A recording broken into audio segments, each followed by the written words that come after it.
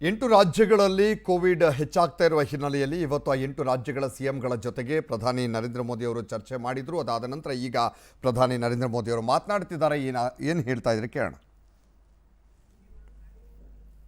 Serious concern है और तीसरा, इस बार लोग पहले की अपेक्षा बहुत अधिक कैजुअल हो गए हैं। अधिकतर राज्यों में प्रशासन भी सुस्त नजर आ रहा है।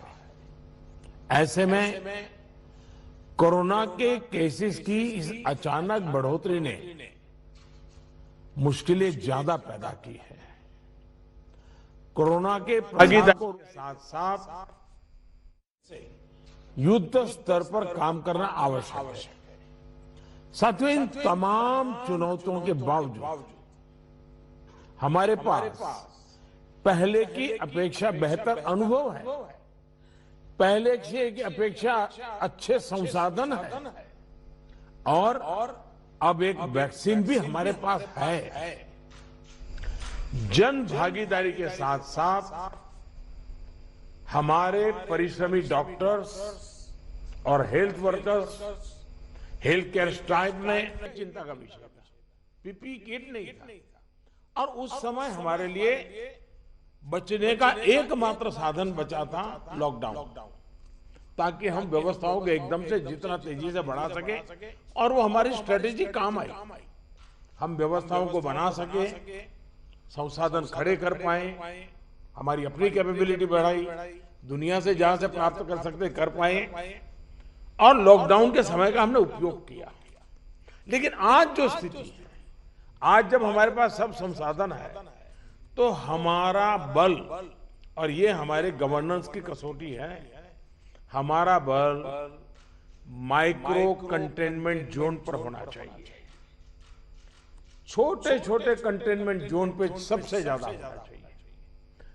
जहां पर रात्रि कर्फ्यू का प्रयोग हो रहा है, वहां मेरा आग्रह है कि उसके लिए शब्द प्रयोग हमेशा करें, कोरोना कर्फ्यू, ताकि कोरोना के प्रति एक सजगता बनी रहे। कुछ लोग ये इंटेलेक्चुअल डिबेट करते हैं कि क्या कोरोना रात को ही आता है। हकीकत में दुनिया ने भी ये रात्रि कर्फ्यू के प्रयोग को स्वीकार किया है, क्योंकि हर व्यक्ति को कर्फ्यू समय होता है तो याद आता है कि हाँ, मैं कोरोना काल में जी रहा हूं और बाकी जीवन व्यवस्थाओं को कम से कम प्रभाव होता है। हाँ, अच्छा होगा कि हम कोरोना कर्फ्यू रात को 9 बजे शुरू करें या रात को 10 बजे शुरू करें और सुबह 5-6 बजे तक चलाएं, ताकि बाकी व्यवस्थाओं को प्रभाव ज़्यादा न हो। और इसलिए उसको कोरोना कर्फ्यू के नाम से ही प्रचलित करें। और कोरोना कर्फ्यू एक प्रकार से लोगों को एजुकेट करने के लिए काम आ रहा है, अवेयरनेस के लिए काम आ रहा है, तो हमने इसके तरफ ध्यान देने के।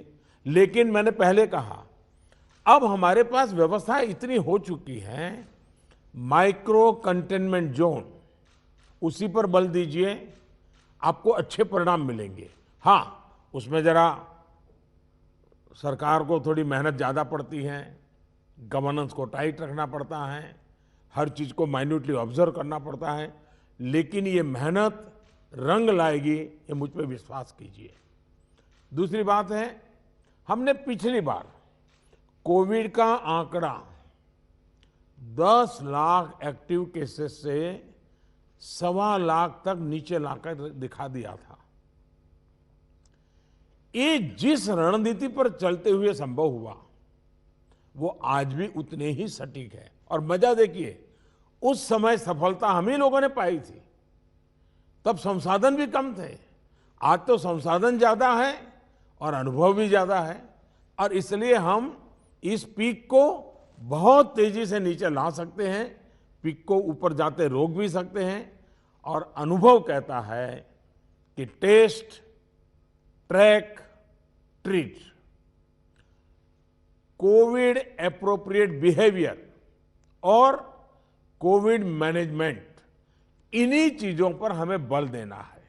और आप देखिए, अब एक विषय ऐसा आया है, मैं आप सभी मुख्यमंत्रियों से आग्रह करता हूं कि आप अपने राज्य की मशीनरी के द्वारा थोड़ा अगर एनालिसिस करें, सर्वे करें और एक सवाल का जवाब हमें मिल सकता है क्या?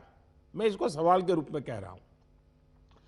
होता क्या है कि इन दिनों कोरोना में, ये थोड़ा वेरिफिकेशन का विषय है, लेकिन आप भी उसको राज्य में करवा सकते हैं। पहले कोरोना के समय क्या होता था, हल्के फुल्के सिम्टम्स भी लोग डर जाते थे, तो तुरंत एक्शन लेते थे। दूसरा, इन दिनों बहुत पेशेंट असिम्टोमेटिक है और उसके कारण उनको लगता है तो ऐसे ही थोड़ा जुकाम हो गया, ऐसा हो गया, कभी कभी तो वो भी नजर नहीं आता, और उसके कारण वो परिवार में पहले की तरह ही जिंदगी जीते हैं और परिणाम स्वरूप पूरा परिवार लपेट जाता है और फिर इंटेंसिटी बढ़ती है। तब हमारे ध्यान आता है जो आज परिवार जो इसमें लपेट में आ रहे हैं, उसका मूल कारण है शुरुआत एसिम्टोमेटिक से होती है और केयरलेस होने से होती है। उसका उपाय क्या है? उसका उपाय है प्रोएक्टिव टेस्टिंग। हम जितना ज्यादा टेस्टिंग करेंगे तो एसिम्टोमेटिक जो पेशेंट होगा वो भी ध्यान में आ जाएगा, तो परिवार में होम क्वारंटाइन वगैरह ढंग से कर लेगा। वो परिवार के साथ जैसे नॉर्मल जिंदगी जीता है वो नहीं जिएगा, और इसलिए पूरा परिवार जो आज सब लपेट में आ जाता है उसको हम बचा सकते हैं। और इसलिए हम अभी चर्चा जितनी वैक्सीन की करते हैं उससे ज्यादा चर्चा हमें टेस्टिंग की करने की जरूरत है, बल टेस्टिंग पर देने की जरूरत है। और हमने सामने से टेस्टिंग के लिए जाना है। उसको तकलीफ हो और फिर टेस्टिंग करने के लिए आए और फिर उसको पॉजिटिव नेगेटिव मिल जाए, और वो मैं समझता हूँ क्रम हमारे लिए थोड़ा बदलना पड़ेगा। हमारे पास वायरस को कंटेन करने के लिए एक अहम तरीका है कि हम ह्यूमन होस्ट को कंटेन करें। मैंने पहले भी कहा था, ये कोरोना एक ऐसी चीज है कि जब तक आप उसको लेकर के नहीं आओगे घर में नहीं आता है, और इसलिए ह्यूमन सोर्स जो है हर एक को हमने जागरूक करना पड़ेगा, उसने नियमों का पालन करना होगा, ये बहुत आवश्यक है। और निश्चित तौर पर इसमें टेस्टिंग और ट्रैकिंग की बहुत बड़ी भूमिका है। हम टेस्टिंग को लाइट न लें। टेस्टिंग को हमें हर राज्य में इतना बढ़ाना होगा कि पॉजिटिव रेट कैसे भी करके 5% के नीचे ला करके रखा है। और आपको याद होगा